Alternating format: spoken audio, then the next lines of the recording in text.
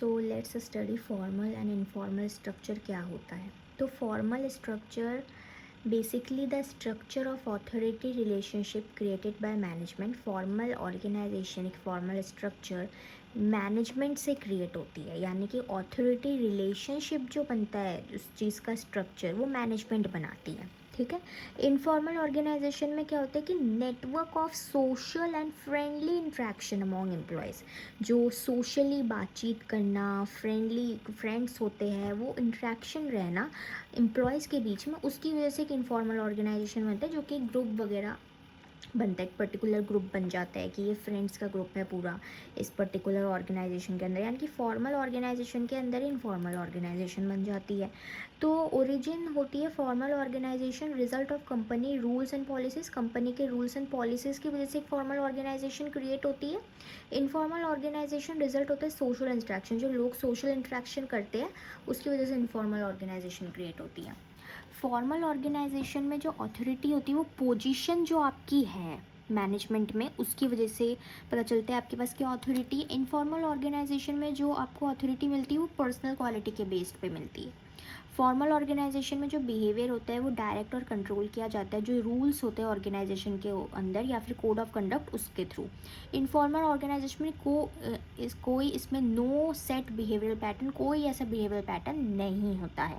Flow of communication जो होती है फॉर्मल ऑर्गेनाइजेशन में स्केलर चेन यानी कि चेन ऑफ कमांड को फॉलो करती है। ठीक है, systematically as a hierarchical structure पे काम होता है। इनफॉर्मल ऑर्गेनाइजेशन में फ्री फ्लो ऑफ कम्युनिकेशन रहता है इन ऑल डायरेक्शन, और नेचर होता है फॉर्मल का रिजिड, मतलब जो बोला है वही फॉलो होगा, इससे आगे पीछे आपको कुछ नहीं करना है। इनफॉर्मल ऑर्गेनाइजेशन फ्लेक्सिबल होता है, जिसको जो करना है करो, किसी को कोई रोक टोक नहीं है।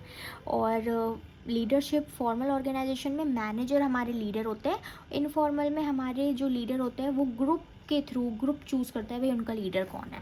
So this is all about the formal and informal organisation. अब इसके एडवांटेजेस देख लेते हैं। एडवांटेजेस देखें तो सिस्टमैटिक वर्किंग हायरार्किकल स्ट्रक्चर में बेस्ड होता है, चलता है। अचीवमेंट ऑफ ऑर्गेनाइजेशनल ऑब्जेक्टिव, जो वो कहते हैं वो मानते हैं सब, तो उसकी वजह से ऑर्गेनाइजेशनल ऑब्जेक्टिव अचीव हो पाता है। नो ओवरलैपिंग वर्क, सबको अपनी रिस्पॉन्सिबिलिटी पता है। सुपीरियर सबऑर्डिनेट रिलेशनशिप एकदम क्लियर है, तो कोई भी सिमिलर टास्क रेपिटिवली नहीं करता है, जिसका जो काम है वही करता है, तो ओवरलैपिंग नहीं होती है। देन कोऑर्डिनेशन रहती है, ऑफ कोर्स हायरार्किकल सिस्टम में चलेगा तो कोऑर्डिनेशन रहेगी, सब यूनिफॉर्मिटी के साथ काम कर रहे हैं। Creation of chain of command, scalar chain follow करती है कम्युनिकेशन पे। और मोर एम्फेसिस ऑन वर्क, वर्क पे ज़्यादा ध्यान दिया जाता है। ठीक है, वर्क पे ज़्यादा ध्यान दिया जाता है, मोर देन इंटरपर्सनल रिलेशन। अब डिसएडवांटेज क्या हो जाते हैं फॉर्मल ऑर्गेनाइजेशन के? डिले इन एक्शन, यानी कि जब हम स्केलर चेन को फॉलो करते हैं, चेन ऑफ कमांड को, तो एक्शन डिले हो जाता है फॉर्मल स्ट्रक्चर में, जो कि हम स्केलर चेन फॉलो कर रहे हैं। अगर लोअर लेवल मैनेजमेंट में कुछ हुआ है तो मिडिल लेवल मैनेजमेंट तक बात पहुंचानी होगी, मिडिल लेवल मैनेजमेंट को टॉप मैनेजमेंट तक बात पहुंचानी होगी, तो तब तक तो वो एक्शन में डिले हो जाएगा, डिले हो जाएंगी चीज़ों में, जितनी प्रॉब्लम खड़ी हुई है उसको तो पहुँचाने में इतनी देर लग जाएगी, तो डिले हो जाएगा। Ignore social needs of employees, ये कोई इंपॉर्टेंस नहीं देखता, साइकोलॉजिकल सोशल नीड एम्प्लॉयज़ की उसको कोई भाव नहीं देता, जिसकी वजह से एम्प्लॉयज़ डीमोटिवेट हो जाते हैं कि यार हमारे तो साइकोलॉजिकल नीड्स या सोशल नीड्स को तो कोई पूरा ही नहीं कर रहा है। एम्फेसिस ऑन वर्क ओनली, सिर्फ वर्क पे ध्यान देता है। ठीक है, और क्रिएटिविटी और ह्यूमन रिलेशन तो इग्नोर हो जाती है, लेकिन अगर किसी को कोई सजेशन देना भी होगा तब भी वो नहीं देगा, सबको according to as a rigid structure काम करना पड़ेगा। एडवांटेजेस क्या होता है इनफॉर्मल ऑर्गेनाइजेशन की? फास्ट कम्युनिकेशन होती है, ये कोई स्केलर चेन फॉलो नहीं करता, ये faster spread of communication. Of course जो र्यूमर्स वगैरह होते हैं वो जल्दी फैलते हैं। ठीक है, फुलफिल सोशल नीड्स को फुलफिल करता है, इंपॉर्टेंस देता है साइकोलॉजी सोशल नीड्स को एम्प्लॉयज़ के, जो मोटिवेट करता है एम्प्लॉयज़ को। ठीक है, correct feedback, top level manager को करेक्ट फीडबैक, रियल फीडबैक सुनने को मिल सकता है एम्प्लॉयज से on various policies and plans. Disadvantage क्या होता है इनफॉर्मल ऑर्गेनाइजेशन में? स्प्रेड र्यूमर्स जल्दी फैल जाते हैं। फास्ट कम्युनिकेशन तो हो रही है लेकिन र्यूमर्स फैल जाते हैं कि जो इन्फॉर्मेशन नहीं भी जानी चाहिए वो भी बाहर तक जा रही है, तो जिसकी वजह से एम्प्लॉयज़ मिसलीड हो जाते हैं। No systematic working, hierarchical structure of course नहीं होता, smooth working of an organisation नहीं हो पाती। May bring negative results, informal organisation अगर अपोज कर दे जो भी मैनेजमेंट ने पॉलिसीज या चेंजेस किए हैं तो वो डिफ़िकल्ट हो जाता है इम्प्लीमेंट करने का ऑर्गेनाइजेशन के अंदर। इंडिविजुअल इंटरेस्ट को ज़्यादा एम्फेसिस देता है, ज़्यादा इंपॉर्टेंस देता है, और ऑर्गेनाइजेशनल इंटरेस्ट को कम इम्पॉर्टेंस देता है। So this is all about the formal and informal organisation, जिसमें हमने डिफरेंस के थ्रू दोनों के बारे में जान लिया एंड एडवांटेजेस समझ गए, डिसएडवांटेज समझ गए। जो भी उसमें एडवांटेजेस होंगे वो उसके डिसएडवांटेज होंगे, जिसमें जो डिसएडवांटेज वो उसके एडवांटेज होंगे। सो this is done. Now let's see कि डेलीगेशन और डिसेंट्रलाइजेशन के बीच में क्या डिफरेंस होता है। डेलीगेशन एक कंपलसरी एक्ट है कि we have to follow it, और कंपलसरी है करना, मैंडेटरी है। डिसेंट्रलाइजेशन एक ऑप्शनल पॉलिसी, आपको करना है तो करो अपने एक ऑर्गेनाइजेशन में, नहीं तो कोई बात नहीं, ठीक है। अगर आपको ज़रूरत पड़ रही है डिसेंट्रलाइजेशन की, so you can do it. अगर नहीं भी पड़ रही तो आपको करने की जरूरत नहीं, बट डेलीगेशन एक कंपलसरी एक्ट है, करना पड़ेगा। डेलीगेशन में लेस फ्रीडम रहती है, फ्रीडम बहुत कम रहती है क्योंकि सुपीरियर ज़्यादा कंट्रोल करते हैं। डिसेंट्रलाइजेशन में ज़्यादा फ्रीडम रहती है क्योंकि सुपीरियर ज़्यादा कंट्रोल नहीं करते हैं। जो डेलीगेशन का स्टेटस होता है प्रोसेस टू शेयर टास्क, यानी कि टास्क को शेयर करना।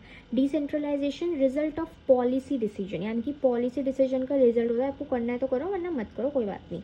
डेलीगेशन का जो स्कोप होता है वो नैरो होता है, डिसेंट्रलाइजेशन का वाइडर होता है। डेलीगेशन का पर्पस होता है to lessen burden of manager, यानी कि मैनेजर के बर्डन को कम करना, जो कि वो टास्क शेयर कर रहा है। ऑफकोर्स डिसेंट्रलाइजेशन में सबऑर्डिनेट्स के रोल को इंक्रीज करना एक ऑर्गेनाइजेशन के अंदर। So this is all about delegation and decentralisation. Compulsory optional है, ज़्यादा फ्रीडम नहीं है, इसमें ज़्यादा फ्रीडम है। टास्क शेयर करते हैं, इसमें पॉलिसी डिसीजन के थ्रू इसका रिजल्ट होता है, करना है करो वरना न मत करो। ये नैरो होता है, ये वाइडर होता है। मैनेजर का बर्डन कम होता है, इसमें सबऑर्डिनेट्स की जो इन्वॉल्वमेंट है वो ज़्यादा हो जाती है, उनके रोल को हमें बढ़ाना होता है एक ऑर्गेनाइजेशन के अंदर। So this is all about delegation and decentralisation. Now let's talk about centralisation and decentralisation. तो सेंट्रलाइजेशन का मतलब होता है concentration of decision making power at top level management. सिर्फ टॉप लेवल मैनेजमेंट के पास ही पावर है डिसीजन बनाने के लिए। डिसेंट्रलाइजेशन में सिस्टमैटिक पावर हम देते हैं, लोअर लेवल मैनेजमेंट को भी हम पावर देते हैं कि वो डिसीजन बना सके अपने लेवल पे, ठीक है। सेंट्रलाइजेशन में decision making top level management करता है, इसमें middle lower level management share होता है, ठीक है। Authority retained by higher level, सिर्फ टॉप लेवल मैनेजमेंट, तो हायर लेवल के पास ही अथॉरिटी रहती है। डिसेंट्रलाइजेशन में डिस्पर्स्ड हो जाते हैं अमंग डिफरेंट लेवल्स, ठीक है, बांट देते हैं। देन सेंट्रलाइजेशन में स्पीड ऑफ डिसीजन इसमें फास्ट होती है, जो कि टॉप मैनेजमेंट डिसाइड करता है, सबको वही फॉलो करना पड़ता है। डिसेंट्रलाइजेशन में थोड़ा स्लो हो सकता है, क्योंकि मल्टीपल लेवल्स की इन्वॉल्वमेंट रहती है। सेंट्रलाइजेशन लेस फ्लेक्सिबल है, रिजिड है, क्योंकि जो बोल दिया वही आपको फॉलो करना है, क्रिएटिविटी गायब हो जाती है, तो of course it is not very flexible. Decentralisation ज़्यादा फ्लेक्सिबल होती है और अडेप्टेबल होती है लोकल कंडीशंस के लिए। कंट्रोल, ये centralisation easy to maintain strict, जो कंट्रोल वही जो बोल दिया वो बोल दिया, अब वही करो, स्ट्रिक्ट कंट्रोल रहता है। डिसेंट्रलाइजेशन में डिफिकल्ट होता है क्योंकि कोऑर्डिनेशन की ज़रूरत पड़ती है। एम्प्लॉय मोटिवेशन देखें तो सेंट्रलाइजेशन में एम्प्लॉय मोटिवेशन कम होती है, जो कि सबॉर्डिनेट्स के पास बहुत लिटिल अथॉरिटी होती है, कोई वो अपनी बात भी नहीं रख सकते। डिसेंट्रलाइजेशन में ज़्यादा होती है क्योंकि सबॉर्डिनेट के पास अथॉरिटी होती है। सेंट्रलाइजेशन मेनली सुटेबल होता है स्मॉल ऑर्गेनाइजेशन के लिए, जहाँ पे डिसीजन क्रिटिकल है, यूनिफॉर्मिटी चाहिए कि सब एक जैसा काम करें। डिसेंट्रलाइजेशन लार्ज ऑर्गेनाइजेशन के लिए हो सकते हैं। So this is all about centralisation and decentralisation. Let's talk about advantages of centralisation. So advantage of centralisation में सबसे पहले यूनिफॉर्म डिसीजन मेकिंग, यानी कि जो डिसीजन सेंट्रलाइजेशन में जो एक टॉप लेवल मैनेजमेंट डिसीजन बना लिया, सब यूनिफॉर्मिटी के साथ, सबको ही कंसिस्टेंसी के साथ उसको फॉलो कर रहे हैं। बेटर कोऑर्डिनेशन रहता है, एक्टिविटी वेल कोऑर्डिनेटेड रहती है क्योंकि सारे डिसीजन सिंगल अथॉरिटी के पास है। इफेक्टिव कंट्रोल रहता है क्योंकि कंट्रोल मेंटेन करने में सही रहता है, और डिसिप्लिन रहते हैं ऑर्गेनाइजेशन के अंदर। Experience decision maker, decision top level management रहते हैं जिनके पास ज़्यादा नॉलेज और एक्सपीरियंस होता है, तो रिस्क के चांसेस बहुत कम हो जाते हैं। Reduce duplication of work, avoid करता है ओवरलैपिंग एफर्ट, कोई भी एक जैसा काम नहीं करता, जिसको जो काम बोला है सबको अपनी रिस्पॉन्सिबिलिटी डिफाइन कर दिया, you have to do it. तो सिमिलर टास्क का रिपीटिवली कोई दो लोग काम नहीं करते, एक काम को दो लोग नहीं करते, क्योंकि डिसीजन सेंट्रलाइज होते हैं। अब सेंट्रलाइजेशन के डिसएडवांटेजेस क्या होते हैं? Disadvantages, over burden of top management, of course top management पे बर्डन आ जाता है, उसको डिसीजन भी लेना होता है, कंट्रोल भी करना होता है, एंड ओवरलोड हो जाता है उसके ऊपर। Delay in decision, slow decision making भी हो सकती है, हाँ कोई डिसीजन होता है लेकिन स्लो डिसीजन मेकिंग हो सकती है, क्योंकि chain of communication scalar chain के थ्रू चलता है। टॉप लेवल मैनेजमेंट ने मिडिल को बताया, मिडिल डिस्कस कर रही है, देन मिडिल ओवर को बता रही है, तो ऐसे डिसीजन मेकिंग में ये हो जाता है। लैक ऑफ इनिशिएटिव, एम्प्लॉयज़ जो लोअर लेवल में होते हैं उनके पास बहुत ही लिटिल स्कोप होता है एक इंडिपेंडेंट डिसीजन बनाने के लिए, क्योंकि उनको टॉप लेवल मैनेजमेंट की परमिशन लेनी पड़ेगी तब जाके ही कुछ होगा, तो वो खुद से इनिशिएटिव भी नहीं ले सकते हैं। फर्स्ट मूवर एडवांटेज नहीं हो सकता है। डीमोटिवेशन ऑफ एम्प्लॉयज़ क्या होता है, लेस पार्टिसिपेशन, रिड्यूस कर देता है मोटिवेशन और क्रिएटिविटी को अमॉन्ग स्टाफ, जो कि उनको कोई हक ही नहीं दिया जाता कि वो भी डिसीजन में बोले कुछ नहीं। पुअर अडेप्टेबिलिटी, डिफ़िकल्ट होता है क्विकली रिस्पॉन्ड करना किसी भी प्रॉब्लम पे, ठीक है, जो कि लोअर में अगर प्रॉब्लम हुई तो मिडिल तक जाना पड़ेगा, देन मिडिल टॉप लेवल तक पहुंचाएगा, तो ऐसे तो मतलब जो प्रॉब्लम है वो उसको सॉल्व ही नहीं हुई, प्रॉब्लम पहुंचने में ही इतना टाइम लग जाएगा। अब डिसेंट्रलाइजेशन में जो एडवांटेजेस देखते हैं, क्विक डिसीजन मेकिंग, डिसीजन जल्दी ले सकते हैं, लोअर लेवल को ज़रूरत नहीं है अप्रूवल की टॉप मैनेजमेंट या मिडिल लेवल मैनेजमेंट की। मोटिवेशन एंड मोरल इंक्रीज करता है एम्प्लॉय की पार्टिसिपेशन और इनिशिएटिव एंड कॉन्फिडेंस को। मैनेजर डेवलपमेंट, जो आगे जाके मैनेजर बनेंगी, ठीक है, फ्यूचर लीडर जो होंगे उनकी मैनेजरियल डेवलपमेंट होगी, मैनेजरियल स्किल्स इंप्रूव होगी। Better control at local level, local manager handle कर सकते हैं प्रॉब्लम को effectively as they understand the matter, क्योंकि उन्हें अपना एनवायरनमेंट पता है कि उनको कैसे क्या हैंडल करना है। जहाँ पे अगर लोअर लेवल के लोग काम कर रहे हैं उन्हें ज़्यादा पता होगा अपने एनवायरनमेंट के बारे में, टॉप लेवल को ज़्यादा पता नहीं होगा। Reduce burden on top management, top management का बर्डन कम होगा, वो अपने कोर फंक्शंस पे ध्यान दे सकता है, स्ट्रैटेजिक प्लानिंग पे ध्यान दे सकता है, rather than daily operations, day to day activities के ऊपर। डिसएडवांटेज क्या होंगे डिसेंट्रलाइजेशन के, लैक ऑफ यूनिफॉर्मिटी के साथ काम नहीं होगा, एक जैसा काम नहीं होगा, सबके ओपिनियंस मैच नहीं करते तो डिफरेंट डिपार्टमेंट में take inconsistent decision. Coordination problem, difficult हो जाएगा कंट्रोल मेंटेन करना, कोऑर्डिनेशन मेंटेन करने का ऑर्गेनाइजेशन के अंदर। हायर कॉस्ट, क्योंकि ज़्यादा मैनेजर लगेंगे डिसेंट्रलाइजेशन के अंदर डिसीजन लेने के लिए और सिस्टम लगेगा, तो जिसकी वजह से कॉस्ट बढ़ जाएगा। Risk of poor decision, of course वो ज़्यादा एक्सपीरियंस्ड और नॉलेजेबल नहीं होते तो क्या पता वो कभी गलत या रिस्क डिसीजन ले ले। डुप्लीकेशन ऑफ एफर्ट्स क्या होता है कि repetition of similar task at multiple levels, की जो सिमिलर टास्क एक जैसा काम है वो मल्टीपल लेवल्स पे करे जा रहे हैं लोग, तो this is all about the centralization decentralization, advantages and disadvantages of both centralization and decentralization. So now let's talk about rationality in decision making. ये रैशनलिटी का मतलब क्या होता है डिसीजन मेकिंग में, ठीक है। सो लेट्स सी इसका मीनिंग। इसका मतलब होता है कि डिसीजन को लॉजिकली और ऑब्जेक्टिवली बनाना, ठीक है, based on all available information, जो भी इन्फॉर्मेशन हमारे पास है उसके बेस पे हम डिसीजन बना रहे हैं लॉजिकली और ऑब्जेक्टिवली, ताकि हम बेस्ट पॉसिबल आउटकम को अचीव कर सकें। सो दिस इज़ कॉल्ड रैशनलिटी का मतलब। कि रैशनलिटी का मतलब क्या होता है, यानी कि लॉजिकल डिसीजन लेना, रैशनलिटी का मतलब लॉजिकल होता है, तो लॉजिकली डिसीजन ले रहे हैं, ऑब्जेक्टिवली डिसीजन ले रहे हैं, जो कि हमारे पास सारी इन्फॉर्मेशन अवेलेबल है उसके बेस पे, ताकि हम बेस्ट पॉसिबल आउटकम को अचीव कर सकें। सो इसके दो टाइप होते हैं, एक तो परफेक्ट रैशनलिटी और बाउंडेड रैशनलिटी। जो परफेक्ट रैशनलिटी होती है मोस्ट क्लासिकल अप्रोच होती है, यानी कि ट्रेडिशनल अप्रोच होती है, बट ये जो होती है इसको हम अज्यूम करते हैं, ये रियल लाइफ में एक्चुअली बहुत रेयर होती है, ठीक है। तो परफेक्ट रैशनलिटी देखें तो इसका मतलब होता है जो डिसीजन मेकर है उसके पास कंप्लीट इन्फॉर्मेशन होती है, एकदम परफेक्ट इन्फॉर्मेशन होती है। परफेक्ट रैशनलिटी है ना, परफेक्ट इन्फॉर्मेशन होती है, अनलिमिटेड टाइम होता है, परफेक्ट टाइम होता है, अनलिमिटेड टाइम, एकदम टाइम ही टाइम है, और अनलिमिटेड कॉग्निटिव एबिलिटी है, यानी कि मेंटल कैपेसिटी भी अनलिमिटेड है, उसके सोचने की क्षमता भी बहुत ज़्यादा है, to make best possible decision, ताकि वो एक बेस्ट अच्छा डिसीजन बना सके। ये अज्यूम करके चलता है कि जो इसमें लोग होते हैं कम्प्लीटली लॉजिकल होते हैं, कोई इमोशन नहीं होते उनके अंदर, और ऑब्जेक्टिव बेस्ड वो डिसीजन बनाते हैं व्हेन मेकिंग चॉइसेस। तो एक इंसान चुनता है बेस्ट पॉसिबल ऑल्टरनेटिव को after analysing all available option, जो भी अवेलेबल ऑप्शन है उस पर वो बेस्ट पॉसिबल ऑल्टरनेटिव चुनता है। So this is not realistic. If हमने पॉइंट भी पढ़े तो ये रियलिस्टिक नहीं है, रियल लाइफ में नहीं हो सकता। आपके पास कभी भी कंप्लीट इन्फॉर्मेशन नहीं होगी। आप अगर सर्वे करोगे, सर्वे या फिर कोई भी रिपोर्ट्स होगी, तो उससे एक हद तक आपको पॉपुलेशन, अगर पॉपुलेशन है तो पॉपुलेशन के बारे में एक हद तक पता चल रहा है कि इतने परसेंट है, ठीक है, लेकिन वो एक अज्यूम करके चल रहे हैं, मतलब कंप्लीट इन्फॉर्मेशन परफेक्ट एकदम ये नहीं है कि मतलब 1 करोड़ 101 इतनी आबादी ही है, उससे ज़्यादा भी हो सकती है, तो कंप्लीट इन्फॉर्मेशन नहीं है। अनलिमिटेड टाइम नहीं है, लिमिटेड टाइम ही होता है, कभी भी टाइम नहीं होता है।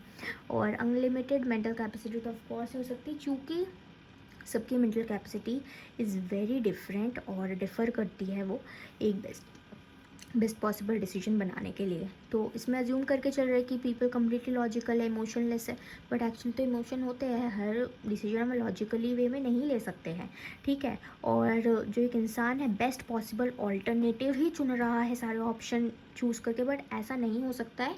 बहुत सारे ऑल्टरनेटिव होते हैं, उसका हम कॉम्बिनेशन भी यूज़ करके हम चीज़ें कर सकते हैं। So this is not realistic. So इसकी वजह से हमें पता चला कि सब परफेक्ट है, बट एक्चुअली सब परफेक्ट नहीं होता है।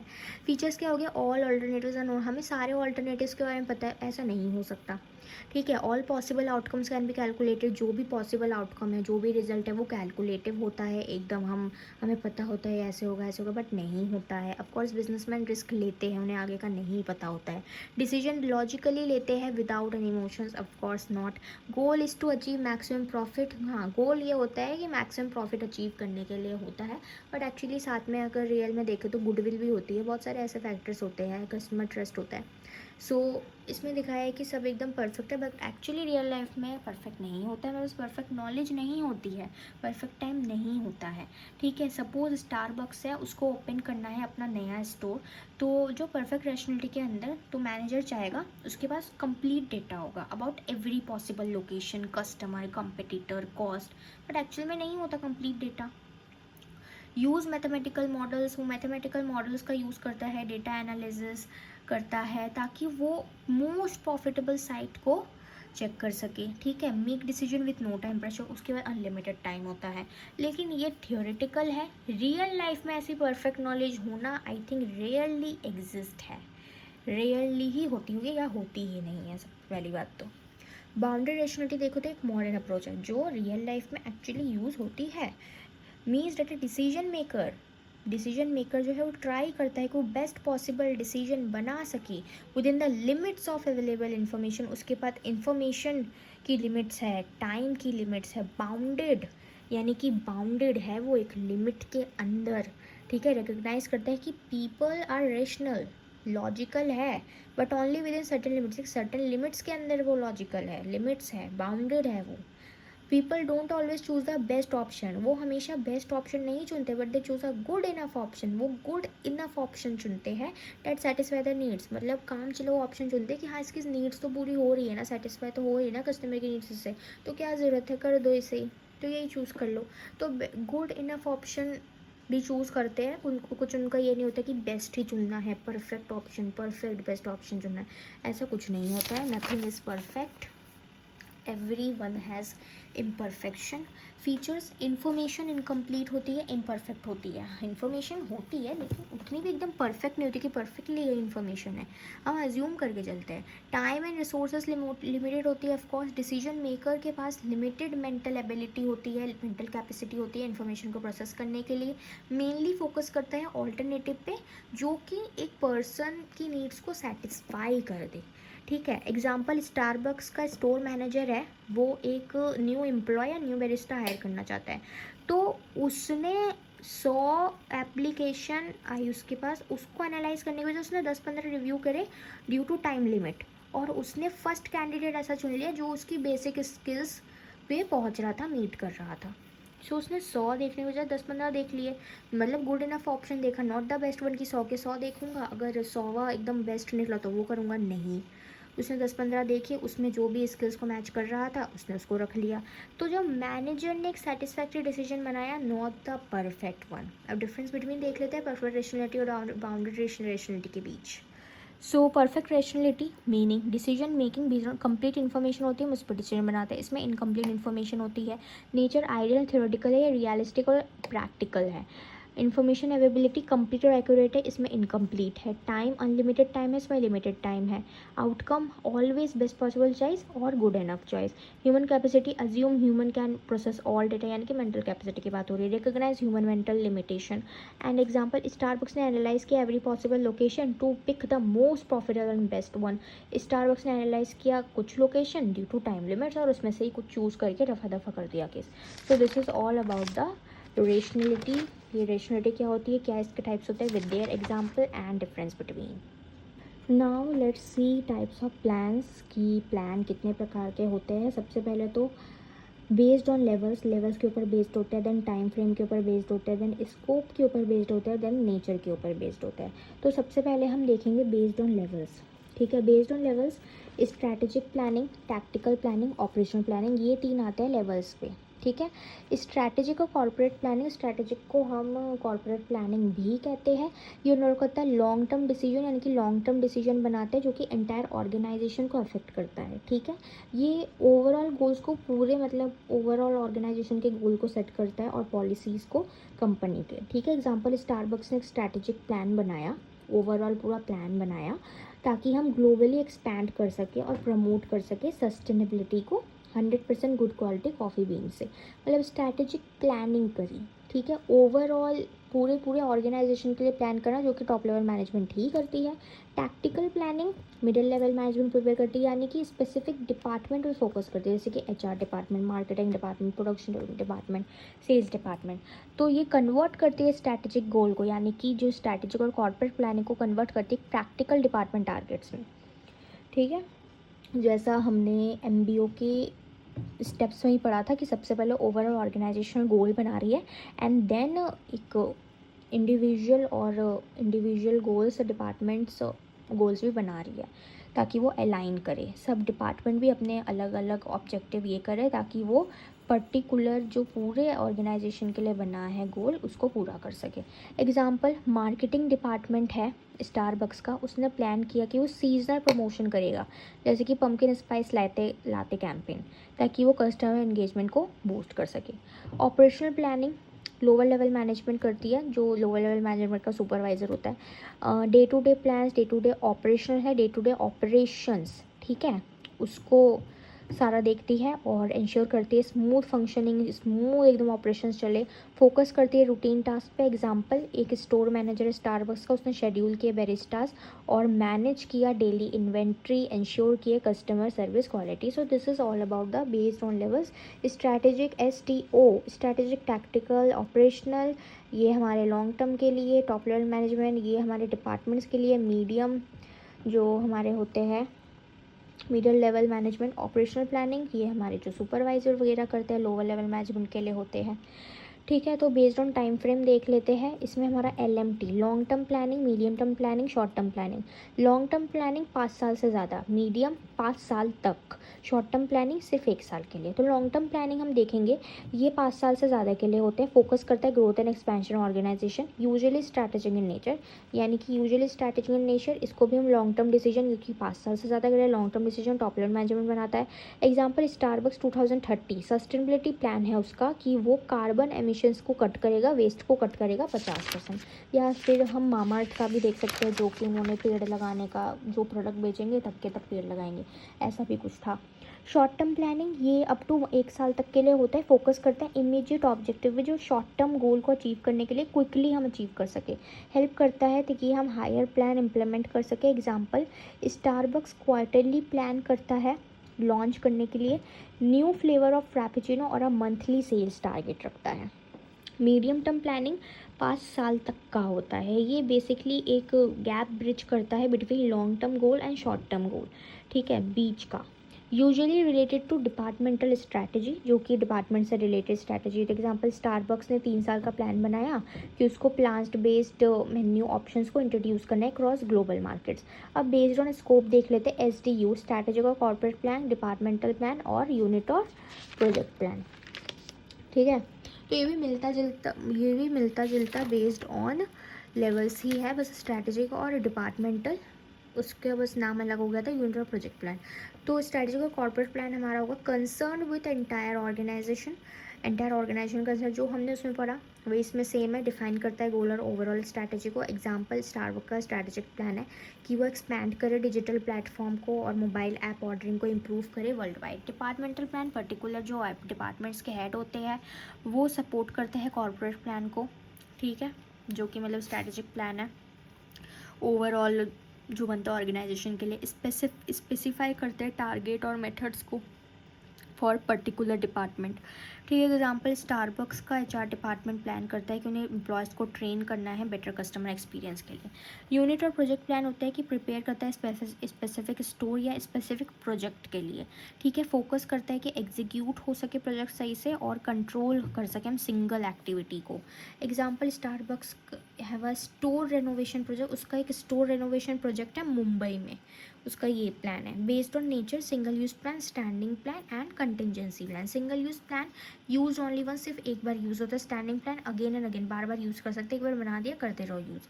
डेवलप फॉर वन टाइम, एक बार के लिए ये डेवलप किया जाता है और can be use repeatedly. One project is, ये डिस्कार्ड कर दिया जाता है। वन प्रोजेक्ट इज ओवर और वंस डेवलप, एक बार बन जाता है तो उसको आप यूज़ करते रहो। इंक्लूड्स, इसमें बजट, प्रोग्राम एंड प्रोजेक्ट्स आ जाते हैं। स्टैंडिंग में पॉलिसीज़, प्रोसीजर, मेथड्स, रूल्स आ जाते हैं। देन सिंगल यूज़ प्लान का जो ये है, जैसे कि एग्जांपल स्टारबक्स ने एक बजट प्लान बनाया कि वो स्टारबक्स को लॉन्च करेगा Diwali special drinks campaign in India. ठीक है, तो एक बार ही ये प्लान हम बना सकते हैं कि दिवाली के ऊपर एक बार ये यूनिक सा ये कैंपेन बना दिया। ठीक है, standing plan, Starbucks customer service policy to greet every customer, ये स्टैंडिंग प्लान है, रेपिटेडली यूज़ होगा। स्टारबक्स में जो कस्टमर आएंगे उसको हम सर्विस पॉलिसी देंगे कि हम हर किसी को एक स्माइल के साथ ग्रीट करेंगे। कंटिजेंसी प्लान होता है बैकअप प्लान, इमरजेंसी के लिए प्लान, ताकि हम अनएक्सपेक्टेड सिचुएशन और इमरजेंसी को हम आराम से डील कर सकें। ये कंटिन्यूटी इंश्योर करता है एक बिजनेस की। एग्जांपल कोविड-19 के टाइम पे स्टारबक्स ने एक्टिवेट किया अपना कंटिजेंसी प्लान कि उन्होंने कॉन्टैक्टलेस डिलीवरी प्रमोट की और डिजिटल ऑर्डर वगैरह लिए मोबाइल ऐप के through. So this is all about the types of plan. Planning essential होता है हर एक लेवल पे for all the time frames, based on levels, based on time frame, based on scope, based on nature. Based on nature में single standing contingency, based on scope में हमारा strategic departmental unit, based on time frame पे हमारा short term, medium term, long term, and based on levels पे हमारा strategic, tactical or operational. So this is all about the types of plan. Now let's study types of authority. तीन तरह की authority होती है, line authority, staff authority, functional authority. Authority का मतलब क्या होता है कि एक मैनेजर के पास राइट होता है कि वो ऑर्डर दे सके, डिसीजन ले सके और एक डिसिप्लिन और obedience among the subordinates ensure कर सके। एसेंशियल होता है इफेक्टिव कोऑर्डिनेशन के लिए and smooth functioning of an organisation के लिए। ये फॉर्मल पावर होती है बेसिकली एक मैनेजर के लिए, ताकि वो कमांड कर सके और कंट्रोल कर सके सबऑर्डिनेट्स को। इसके टाइप्स होते हैं, एक तो लाइन अथॉरिटी, इसका मतलब होता है डायरेक्ट अथॉरिटी हमने दी है मैनेजर को कि वो इंस्ट्रक्शन दे, डिसीजन बनाए in the chain of command, scalar chain को फॉलो करके। ये vertically from top to bottom जाता है, तो organisation hierarchy, top level, middle level, lower level, तो top to middle, middle to level, ऐसे जाता है, हायरार्की चलती है, मतलब सिस्टमैटिकली काम होता है। Feature, direct chain of command होती है इसमें। ठीक है, स्केलर चेन, मैनेजर के पास पावर होती है कि वो ऑर्डर दे सके। रिस्पॉन्सिबिलिटी और अकाउंटेबिलिटी डायरेक्टली लिंक्ड होती है। Advantage, clear chain of command होगी, ईजी अकाउंटेबिलिटी, आंसरेबिलिटी होगी, क्विक डिसीजन मेकिंग होगी। डिसएडवांटेज, कैन बिकम रिजल्ट भी हो सकते हैं, जो बोल दिया वो करो। May lead to over dependence on manager, manager के ऊपर सभी डिपेंड हो जाएंगे, ये जो बोलेगा वही करना है। Example Starbucks the store manager as line authority, उसका लाइन अथॉरिटी है ओवर बैरिस्टा जो भी एम्प्लॉयज़ है। तो the manager can assign task, check performance, वो टास्क दे सकता है, परफॉर्मेंस चेक कर सकता है। सिमिलरली जो regional manager as authority over multiple store manager. ठीक है, स्टाफ अथॉरिटी का मतलब होता है कि सपोर्टिव अथॉरिटी हमने दी है स्टाफ डिपार्टमेंट को। ठीक है, एक सपोर्टिव अथॉरिटी देना स्टाफ डिपार्टमेंट को। ठीक है, staff personally assist line manager को वो असिस्ट करते हैं बाय प्रोवाइडिंग एक्सपर्ट एडवाइस, वो एक्सपर्ट एडवाइस प्रोवाइड कर सकते हैं लाइन मैनेजर को, लेकिन वो ऑर्डर नहीं दे सकते हैं आउटसाइड देयर एडवाइस रोल, यानी कि अपने औकात में रहो, जितनी तुम्हें हमने दी अथॉरिटी उतना ही तुम करो, बस एडवाइस दो, मानना ना मानना लाइन अथॉरिटी की बात है। फीचर्स, एडवाइजरी नेचर, एडवाइस दो। Supports line authority by providing expertise provide करता है लाइन अथॉरिटी को। डिसीजन मेकिंग में हेल्प करता है। एडवांटेजेस होंगे कि एक्सपर्ट एडवाइस देता है लाइन मैनेजर को, एफिशिएंसी होती है decision making. Disadvantage, line manager क्या पता स्टाफ की एडवाइस इग्नोर कर दे और कन्फ्लिक्ट हो सकता है अगर रूल्स अनक्लियर हो तो। एग्जांपल, स्टारबक्स में जो एचआर डिपार्टमेंट के पास स्टाफ अथॉरिटी के, वो एडवाइस करता है स्टोर मैनेजर को on hiring, training and employee welfare, but directly supervise नहीं कर सकता वो एम्प्लॉय को, वो बस एडवाइस दे सकता है। फंक्शनल अथॉरिटी में होता है कि लिमिटेड टाइप ऑफ अथॉरिटी हम देते हैं स्टाफ को स्पेसिफिक फंक्शन को कंट्रोल करने के लिए इन लाइन डिपार्टमेंट्स, ठीक है। अनलाइक स्टाफ अथॉरिटी के बजाय यहाँ पे स्पेशलिस्ट होते हैं जो ऑर्डर्स इशू करते हैं इन देयर फंक्शनल एरिया, जो कि उनका फंक्शनल एरिया है वो। फीचर्स, अथॉरिटी लिमिटेड होती है स्पेसिफिक फंक्शन तक, specialist can direct and control operations, ठीक है। Maintain efficiency, advantages, expertise ensure करता है, स्टैंडर्डाइज प्रोसीजर अक्रॉस डिपार्टमेंट्स, ठीक है, वही प्रोसीजर फिर फॉलो होता है, सही से काम होता है। डिसएडवांटेज, कन्फ्लिक्ट हो सकता है, ओवरलैपिंग ऑफ रोल्स हो सकती है, देन कन्फ्यूजन हो सकती है सबऑर्डिनेट्स के बीच में। एग्जाम्पल, स्टारबक्स में जो क्वालिटी कंट्रोल मैनेजर है उसके पास फंक्शनल अथॉरिटी है कि वो कॉफ़ी क्वालिटी और हाइजीन को हर एक स्टोर में इंश्योर करे। सो this is all about the types of authority. Conclusion, line authority हमें डायरेक्ट कमांड, स्टाफ अथॉरिटी एक एक्सपर्ट एडवाइस देने के लिए लाइन मैनेजर को, फंक्शनल अथॉरिटी स्पेशलिस्ट ताकि कंट्रोल कर सके स्पेसिफिक फंक्शंस में। टुगेदर ये जो अथॉरिटी हेल्प करती है ऑर्गेनाइजेशन को कोऑर्डिनेशन और एफिशिएंसी के साथ अपने गोल को अचीव करने के लिए। सो this is all about types of authority.